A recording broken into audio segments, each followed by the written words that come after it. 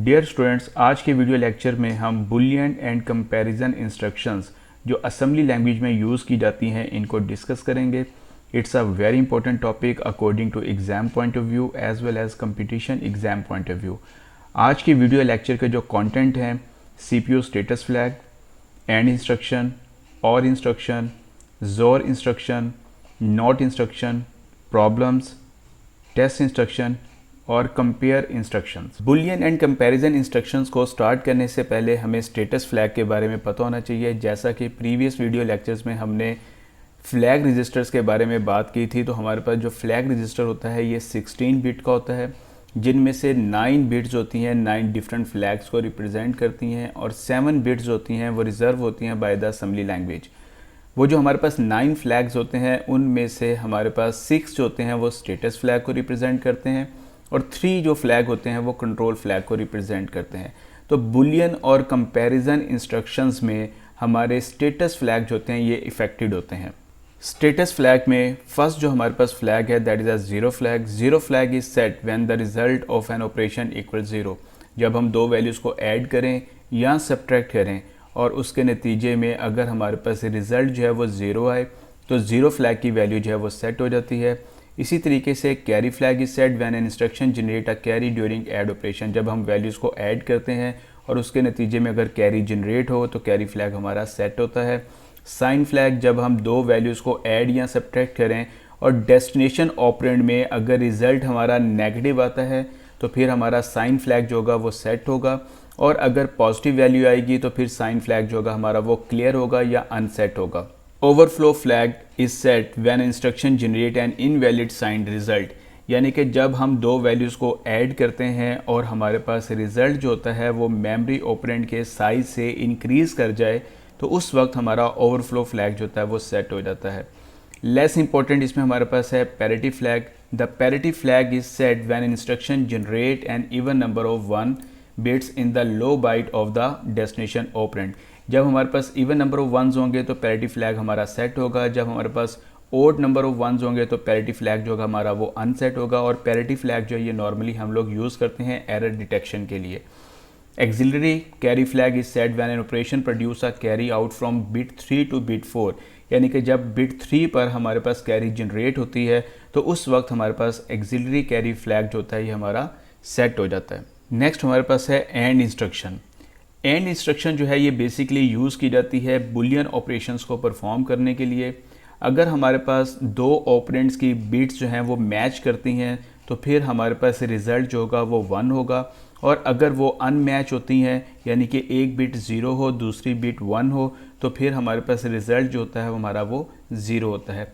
तो एंड की सूरत में हम लोग ये कहते हैं if all the bits are on. अगर हमारे पास दोनों बिट्स हमारी ऑन होंगी तो रिज़ल्ट हमारे पास 1 होगा। अगर इनमें से कोई भी बिट हमारी ऑफ हो जाएगी तो रिज़ल्ट हमारा क्या होगा वो 0 होगा। तो एंड ऑपरेशन ये कहता है कि अगर हम दो बिट्स को मैच करते हैं, अगर वो दोनों बिट्स हमारी 1 होंगी तो रिज़ल्ट 1 आएगा। अगर उनमें से कोई एक बिट भी हमारी अगर 0 हो जाती है तो रिज़ल्ट हमारे पास 0 आएगा। तो एंड इंस्ट्रक्शन हम कैसे लिखते हैं, एंड डेस्टिनेशन कोमा सोर्स। यानी कि इसमें ऑपरेंड हम वैसे ही यूज़ करते हैं जैसा कि मूव इंस्ट्रक्शन में हम लोग यूज़ करते हैं। एंड इंस्ट्रक्शन जो है ये नॉर्मली यूज़ की जाती है नंबर ऑफ़ बिट्स को क्लियर करने के लिए। फॉर एग्जांपल अगर हम यहाँ पर देखें तो ये हमारे पास एक रजिस्टर में 8 बिट की वैल्यू पड़ी हुई है जिसमें हमारे पास 00 वो 11 और यहाँ पर हमारे पास 1011।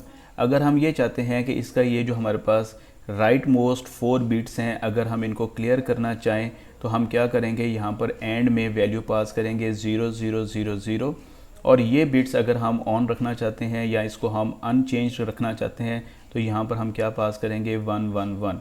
तो इसका मतलब ये होगा कि ये जो हमारे पास जो डेस्टिनेशन रजिस्टर होगा इसकी ये वाली जो बिट्स होंगी ये हमारी एज इट इज़ रहेंगी, और इसकी जो ये जो फर्स्ट 4 बिट्स होंगी ये इसकी क्या हो जाएंगी, ये क्लियर हो जाएंगी, 0 हो जाएंगी। फॉर एग्जांपल अगर हम यहाँ से देखें तो ये AL रजिस्टर में हमारे पास है 0011 1011, तो हम इसको क्या कर रहे हैं 0FH के साथ हम इसको एंड कर रहे हैं। तो इसका मतलब 0 से मुराद ये है कि ये टेट्रा 0 और F से मुराद क्या है टेट्रा 1।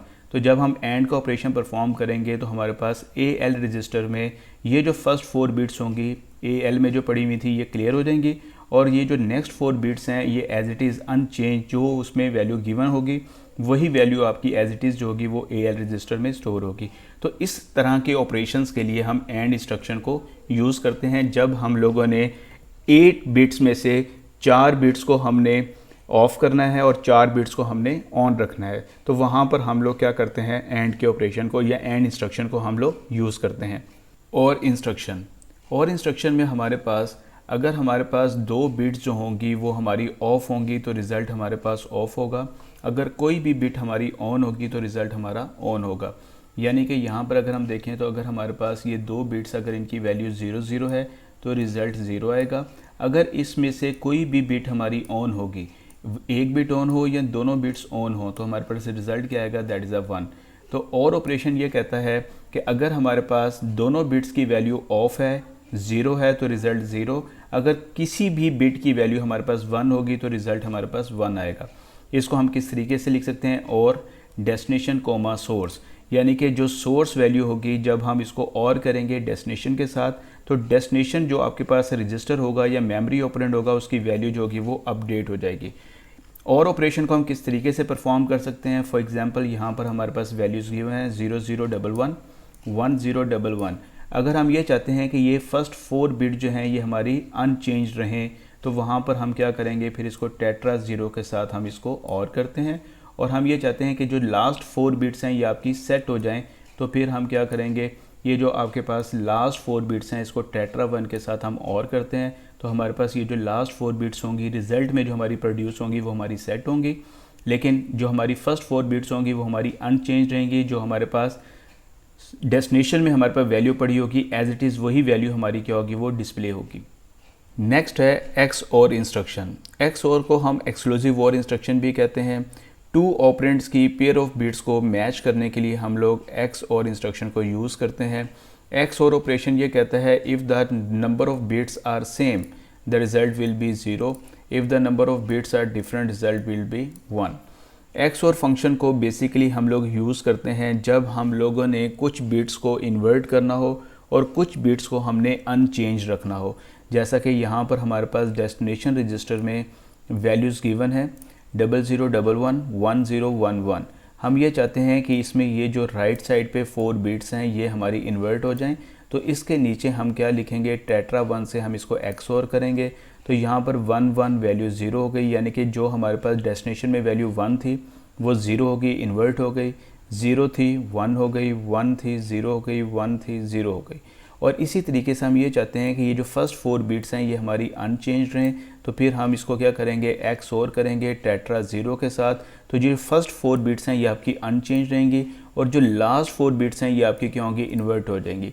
तो जब हम लोग अपने डेस्टिनेशन रजिस्टर में मौजूद जो वैल्यूज़ हैं उनमें से कुछ वैल्यूज़ को इन्वर्ट करना चाहें और कुछ वैल्यूज़ को अनचेंज रखना चाहें, तो वहाँ पर हम XOR ऑपरेशन जो है परफॉर्म करेंगे। XOR इंस्ट्रक्शन जो है ये बेसिकली हमारे पास एक यूज़फुल वे है बिट्स को टॉगल करने के लिए, इन्वर्ट करने के लिए। यानी कि किसी भी ऑपरेंड की वैल्यूज़ को अगर आपने टॉगल करना है, इन्वर्ट करना है, तो उसके लिए हम फिर XOR इंस्ट्रक्शन को यूज़ करते हैं। और MCQs के पॉइंट ऑफ व्यू से भी ये क्वेश्चन आपसे पूछा जा सकता है कि कौन सी ऐसी इंस्ट्रक्शन है जो कि ऑपरेंड की वैल्यूज़ को टॉगल करने के लिए या इन्वर्ट करने के लिए हम लोग यूज़ करते हैं। नेक्स्ट हमारे पास है नोट इंस्ट्रक्शन। नोट इंस्ट्रक्शन जो है ये बेसिकली सिंगल ऑपरेंड के ऊपर अप्लाई की जाती है, यानी कि इसमें हमारे पास एक ही हमारे पास क्या होगा, ऑपरेंड होगा। वो कोई मेमोरी ऑपरेंड भी हो सकता है और कोई रजिस्टर भी हो सकता है। तो नोट ऑपरेशन जो है ये बेसिकली वैल्यूज़ को इन्वर्ट करने के लिए हम लोग क्या करते हैं, यूज़ करते हैं। फॉर एग्जांपल अगर हमारे पास वैल्यू जो है वो फॉल्स होगी तो इसको ट्रू कर देगा, ट्रू है तो उसको फॉल्स कर देगा। यानी कि वैल्यू 0 है तो उसको 1 कर देगा, 1 है तो उसको 0 कर देगा। फॉर एग्जांपल यहाँ पर देखें हमारे पास डेस्टिनेशन जो हमारे पास ऑपरेंड है इसमें 0011 1011 ये वैल्यू पड़ी हुई है। तो जब हमने इसके ऊपर नोट का ऑपरेशन परफॉर्म किया तो इसने वैल्यूज़ को क्या किया, कॉम्प्लीमेंट कर दिया, इन्वर्ट कर दिया। जो वैल्यू 0 है उसको 1 कर दिया, जो 1 है उसको 0 कर दिया। इन बुलियन इंस्ट्रक्शंस को हम प्रॉब्लम की मदद से इम्प्लीमेंट करने की कोशिश करते हैं और अंडरस्टैंड करते हैं कि इनको हम किस पर्पसेस के लिए यूज़ कर सकते हैं। यानी कि एग्ज़ाम में आपको क्वेश्चन दिया जा सकता है, convert the character in AL to upper case. यानी कि AL रजिस्टर में हमारे पास एक लोअर केस होगा, उसको अपर केस में कन्वर्ट करना है। तो हम यूज़ करेंगे एंड इंस्ट्रक्शन को और फिफ्थ जो बिट है इसको क्लियर करेंगे।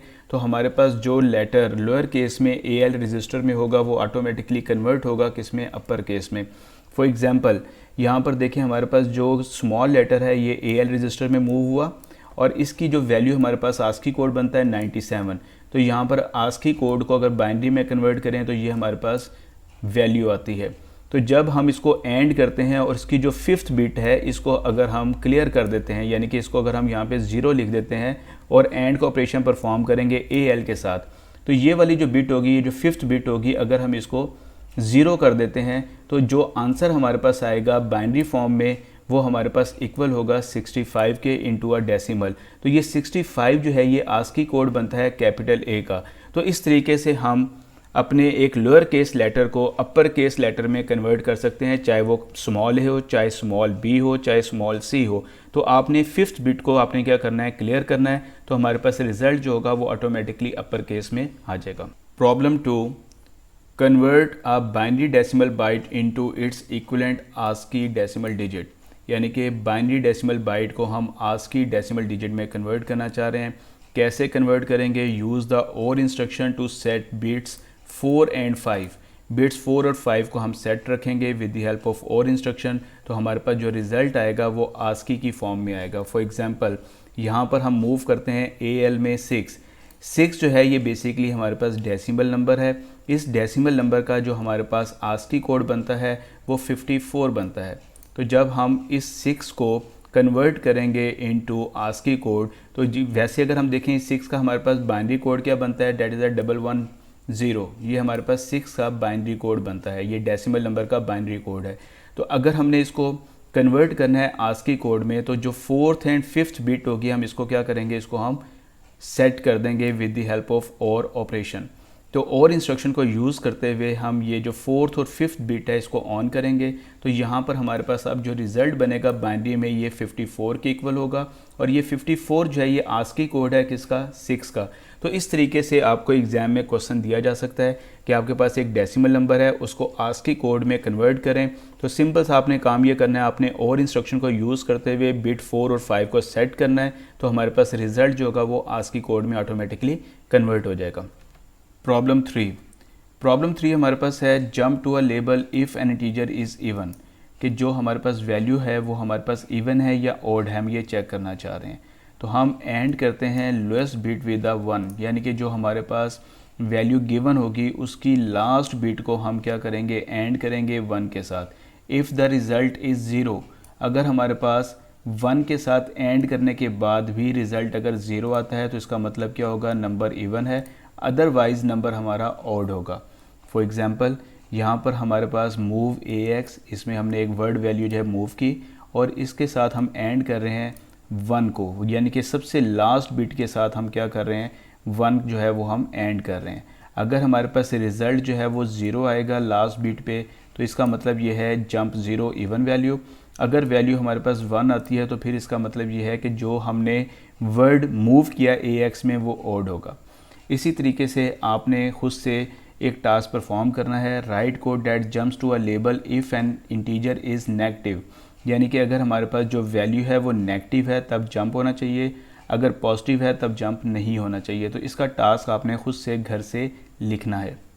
नेक्स्ट है टेस्ट इंस्ट्रक्शन। टेस्ट इंस्ट्रक्शन जो है ये बेसिकली हमारे पास bitwise and operation between each pair of bits, जिस तरीके से हमारी एंड इंस्ट्रक्शन काम करती है वैसे ही टेस्ट इंस्ट्रक्शन काम करती है। लेकिन दोनों में डिफरेंस क्या है कि जब हम टेस्ट इंस्ट्रक्शन को यूज़ करते हैं तो ये जो डेस्टिनेशन ऑपरेंड होता है इसकी वैल्यू जो है ये अपडेट नहीं होती। जो फ्लैग्स हमारे एंड ऑपरेशन में अफेक्टेड होते हैं वही फ्लैग्स हमारे टेस्ट इंस्ट्रक्शन में अफेक्टेड होंगे।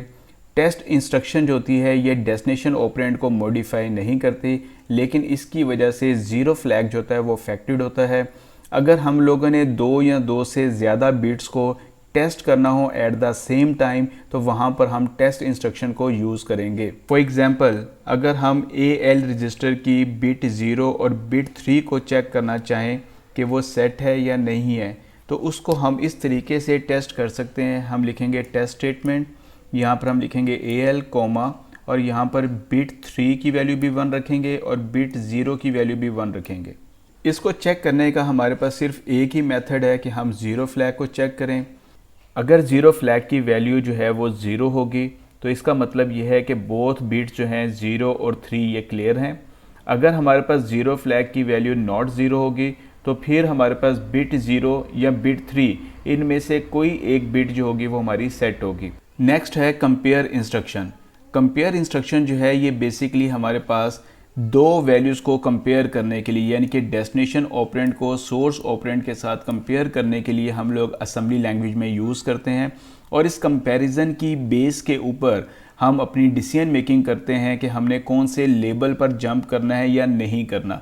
तो कंपेयर इंस्ट्रक्शन जो है ये बेसिकली किस तरीके से काम करती है, ये डेस्टिनेशन ऑपरेंड में से सोर्स ऑपरेंड को माइनस करती है, लेकिन ये जो हमारा डेस्टिनेशन ऑपरेंड होता है ये हमारा अपडेट नहीं होता। जस्ट यूँ कह सकते हैं कि जस्ट डिसीजन मेकिंग के लिए डेस्टिनेशन में से सोर्स को माइनस किया जाता है और इसके रिजल्ट की बेस के ऊपर हमारे कुछ फ्लैग्स होते हैं वो इफ़ेक्ट होते हैं। फॉर एग्जांपल अगर हम कंपेयर करते हैं डेस्टिनेशन और सोर्स को, अगर डेस्टिनेशन और सोर्स दोनों की वैल्यू हमारे पास इक्वल होगी, यानी कि 5 में से माइनस करते हैं 5 को, तो इसकी सूरत में हमारे पास एक जो फ्लैग रजिस्टर इफेक्ट होगा that is a zero flag. तो अगर हम मूव करते हैं AL में 5 और कंपेयर करते हैं AL को 5 के साथ, यानी कि हम 5 में से 5 को माइनस करेंगे, रिजल्ट हमारे पास 0 आएगा, तो इसकी बेस के ऊपर हमारा ज़ीरो फ्लैग जो होगा वो सेट हो जाएगा। सिमिलरली अगर हम कंपेयर करते हैं destination is less than source, यानी कि मूव AL, 4, तो AL में वैल्यू हमारे पास 4 पड़ी हुई है, जबकि हमारे पास जो सोर्स ऑपरेंड है इसमें वैल्यू हमारे पास 5 पड़ी हुई है। तो 4 में से हमने 5 को माइनस किया, तो जब हम 4 में से 5 को माइनस कर रहे हैं तो ये पॉसिबल नहीं है, तो हमें क्या करना पड़ेगा, हमें 1 बारो लेना पड़ेगा। तो जब 1 बारो लेंगे तो हमारा कैरी फ्लैग जो होगा वो हमारा सेट हो जाएगा। नेक्स्ट हमारे पास जो सिनेरियो है इसके मुताबिक अगर हमारे पास डेस्टिनेशन की वैल्यू जो है वो ग्रेटर हो सोर्स से, फॉर एग्जांपल मूव AL, 6, तो इसका मतलब ये है कि 6 में से हम माइनस कर रहे हैं किसको, 5 को। तो जब 6 में से 5 को माइनस किया जा रहा है तो हमारे पास रिज़ल्ट क्या आ रहा है, 1। तो इसका मतलब ये है कि एक तो हमारा रिज़ल्ट जो है वो नॉन ज़ीरो आ रहा है, तो ज़ीरो फ्लैग जो होगा ये हमारा क्लियर रहेगा। इसी तरह हमें यहाँ पर कोई कैरी या बारो नहीं लेना पड़ रहा, तो इस सूरत में हमारा जो कैरी फ्लैग होगा ये भी हमारा क्लियर रहेगा। नेक्स्ट हमारे पास है कंपेयर इंस्ट्रक्शन। जब हम साइंड वैल्यू को कंपेयर करते हैं, साइन इंटीजर को अगर हम कंपेयर करते हैं with the help of compare instruction, तो अगर हमारे पास डेस्टिनेशन की वैल्यू ग्रेटर होती है सोर्स से तो फिर साइन फ्लैग और ओवरफ्लो फ्लैग जो होंगे ये इक्वल होंगे। और इसी तरीके से अगर हमारे पास डेस्टिनेशन की वैल्यू जो होगी वो लेस होगी सोर्स से, तो फिर साइन फ्लैग जो है ये नॉट इक्वल होगा ओवरफ्लो फ्लैग के। आज तक के लिए इतना ही। Thank you very much. अल्लाह हाफिज़।